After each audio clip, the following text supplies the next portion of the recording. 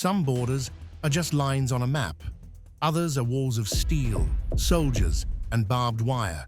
But which borders are armed like war zones, even in peacetime? At number 5, the Russia-NATO frontier. Stretching from the Arctic to the Black Sea, this isn't one border, but a chain of tension.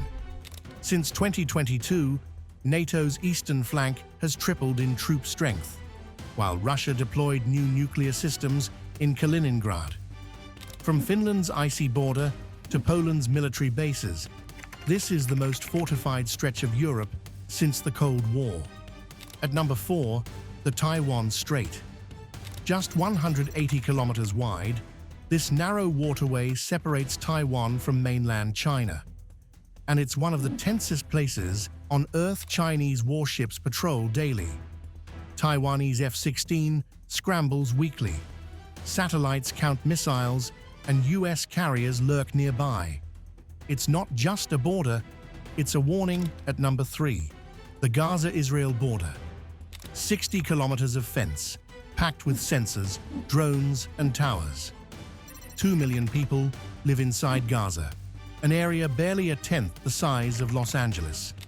Surrounded by one of the world's most advanced militaries, every meter here carries history, heartbreak, and the threat of war. At number 2, the Kashmir line of control. High in the Himalayas, 740 kilometers of frozen hostility divide India and Pakistan.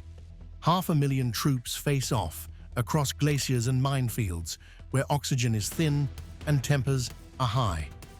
The Kargil War in 1999 proved just how fast this line can ignite. And at number 1, the Korean DMZ. 4 kilometers wide, 250 kilometers long. The most fortified border on Earth. Over 1 million troops stare each other down across fences, minefields, and loudspeakers blasting propaganda. For 70 years, it's been silent, but never peaceful.